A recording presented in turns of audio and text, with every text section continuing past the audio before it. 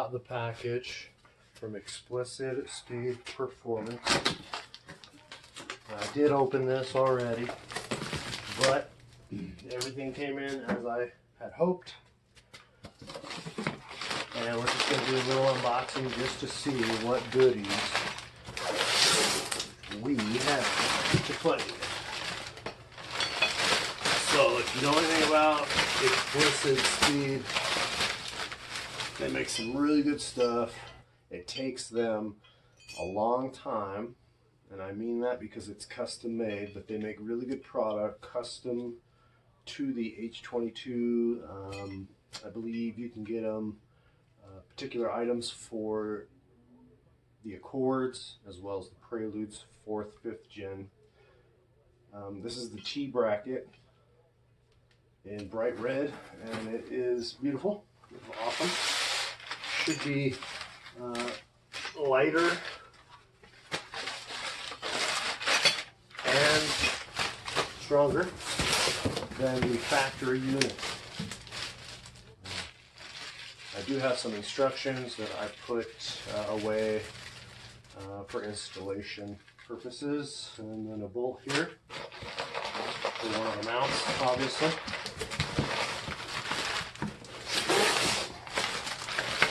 Here is beautiful. I believe this is for transmission side.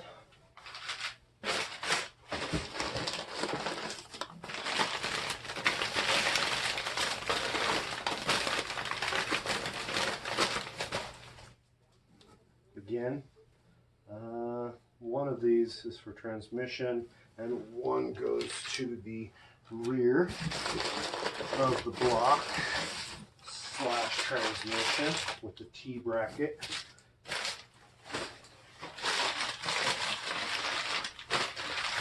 This should go to the front or driver's side. That's very nice, very nice. And there's one last goodie in here.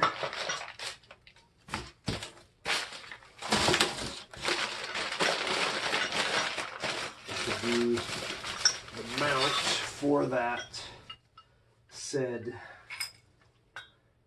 mount here. So there we have the front, we have the rear, the transmission, and the T bracket, all from Explicit Speed Performance. Now, just a simple overlook review as of now, the unpackaging. Honestly, the material, the strength, the overall feel, look, and quality are top notch. I couldn't be any happier.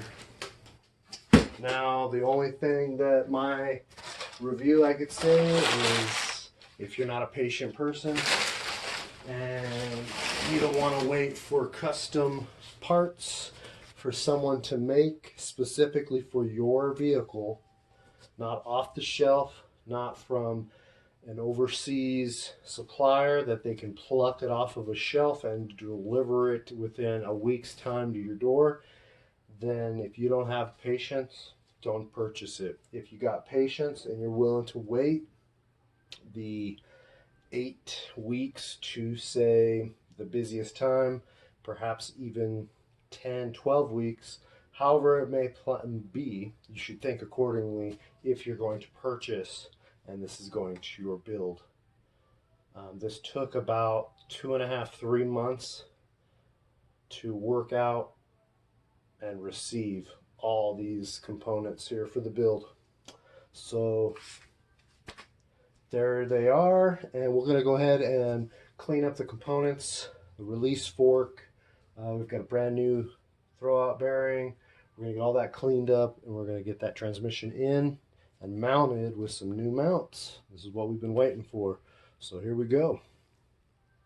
Okay, so I figured I'd do just a quick little check on the weights for the transmission mount. Now, the bracket that attaches to the transmission on the M2Y4 5-speed, which is stock here in the States, you get the aluminum bracket and that you have to reuse. It's weird.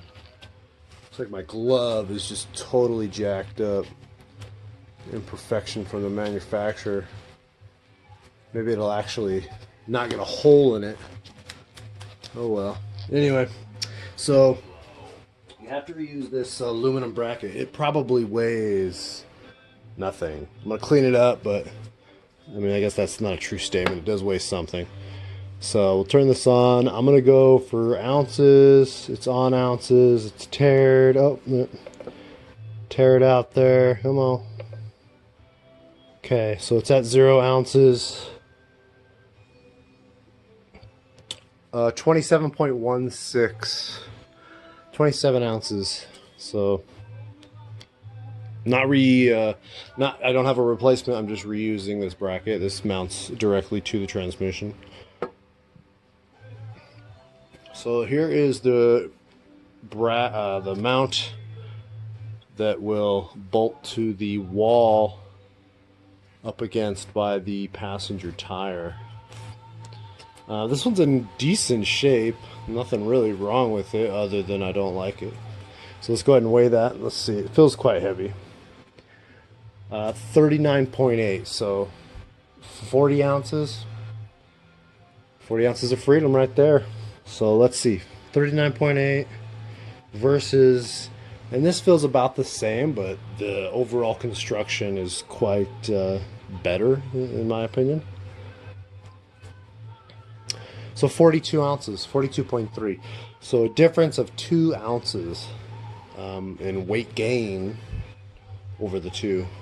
So the factory was a 38 or 39.8. So 39.8 for a factory mount. Not bad. And we got a 42.3. So that's in my opinion worth every ounce. You can tell the difference here. The material, although this is not weak at any particular point for factory horsepower, etc. But lots of weak points here. I mean, it has a lot of give to it. You can see the areas of give here. Right? It goes up. You got a point where it hits. So it really, I mean, I can't move it. Hell no. Barely any movement at all. And then it has this like attachment here. It's like a weight, which is weird. But hey, it is what it is. So I'm gonna get rid of that, and we're gonna go with the with a better option. So nothing else to report as of now. I'll go ahead and do additional weights when we get to those points on the other mounts. All right, so I just wanted to go over a few things. These are the bolts that I had laying around. And I'm pretty sure that they all go, but you know, I get forgetful. I keep parts together with perhaps the bolts or the nuts or washers in a bag. You know, I don't always remember the exact bolt and where it goes. Luckily, there might be a source out there that you could go to, owner's manual, YouTube, etc. So just wanted to go over, these are a few of the bolts. And where I think they go, etc. So I'll just kind of go over that real quick. And we'll play by ear. I do have the manufacturer's repair manual, so perfect. Easy to line things up and to verify if you start to snug a bolt down and it tightens up way too soon and you still got, you know, so much length left, or you got this little stubby and you take one of these nice little cheapies that you get from Harbor Freight for $8 on a weekend sale. You put this in a hole that you measured is, you know, so many millimeters deep. Well, that's one way to troubleshoot, right? So pretty simple. I'm just going to go over what bolts I have available here. I've got these three here, which I believe the way they look, they remind me that they came over from where the T-bracket is, on the back of the motor by the firewall. There's 3 of them you have to remove, and that should be those 3. You have 2 up top. two up top. You got two up top. Or it could be these two. These all look the same, right? Then you've got an additional one down below next to your engine stiffener. And then there's an additional two somewhere else, obviously. And I'll go through the manufacturer's specific repair manual and I'll verify all these things. But let's just get some numbers. And here's Mr. Tall right here. So let's go. And yes, you could millimeters. The longest bolt I have, 84 millimeters. And I'll go over the locations where they go when I discover that. Because, you know, it's been 3.5 months and I may have forgotten. Next one. It's about 69 millimeters. So they're all 17s for the head, but we'll verify. Same, 69. See what this is. 69. 69. And 17 millimeter. 17. 17. 17. What about shaft? How thick is that, huh? What do you think? 11? Just in case you wanted to know. Here's the little stubby that I think goes in the back, which I'm pretty sure goes in the back if I remember correctly. I've been pretty busy and I'm kind of tired. Here we go. We got a 30 millimeter. 30 mil, 17 millimeter head on it. 30. So 30. Remember that one? 69. Alright. And it's like 89 or something like that. Try to remember. You're going to need to know, right? It's on the exam. That's why I'm trying to make these videos. Maybe you forgot. I know I forget. 60 millimeter.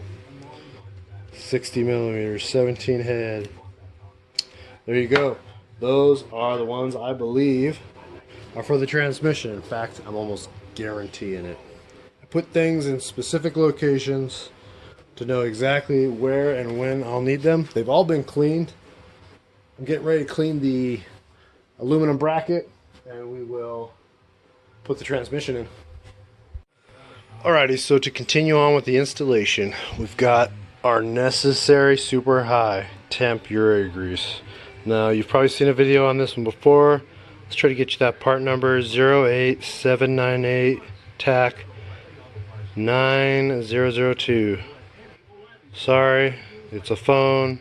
It's not a $20,000 camera. But that's the part number. Anyway, we've got the release fork and release spring cleaned, and we're using that recommended high temp grease in these locations. Fulcrum points. So it's all cleaned up, ready for install. We've got a brand new release bearing, throw out bearing. I've already installed it.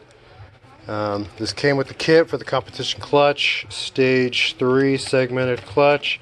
So this is their release bearing. Now, some spots here on the transmission is on the fulcrum point here, your pivoting point. You need to apply some high temperature grease there, and I put some on the shaft back here. And the splines, I put a tad and wiped it clean. It leaves a residue, like a sheen. That's it. That's all I put on it. As for the back, you can see there's a little bit of accumulation. I'm going to wipe it again and just get it all the way around. All you're looking for is a sheen. You're looking for a very, very light coverage. This stuff will last a while. Too much in a high rotational area and the stuff goes everywhere. So this is what we're doing. Just wanted to give a couple pointers there. So I've got these bolts. We're going to clean up all these bolts, get them ready for reassemble. So I am going to be installing the transmission and then the mount. Once the mount and the transmission are together and torqued down and everything seems to be proper, we will head over to the T-bracket. We'll keep the support of the transmission with the jack, and we'll get that T-bracket removed. That way we still have a contact point here, a contact point there, and one in the front of the motor. 3 points of contact to hold all that weight. Should be able to replace that T-bracket and put all the new ESP components on. And that's where we're headed. Once we get that finished up and the transmission's complete, we'll move over to the front of the car. We're going to be doing a timing belt change, and then we'll be replacing that motor mount as well. So that'll be the 3 motor mounts. As you can tell, we already have the ESP traction bar, which replaces that, makes it nice and stiff. So let's move forward. It's just a quick update. So just a quick show of it installed. One thing I want to touch bases with is the alignment dowels. Make sure that you have the 2. If you bust one up, replace it. Beneficial when you're taking this thing apart. So here you have the boot, you have the release fork. Inside you have the spring right here, this spring that is a fulcrum point on that pin. So these 2 match up on the inside, and that retaining spring helps retain, hence the name, right there on that fulcrum point. It helps keep this in place. It's not moving. It's a little jiggly, but once you get some pressure and everything's snug on there, it'll be fantastic.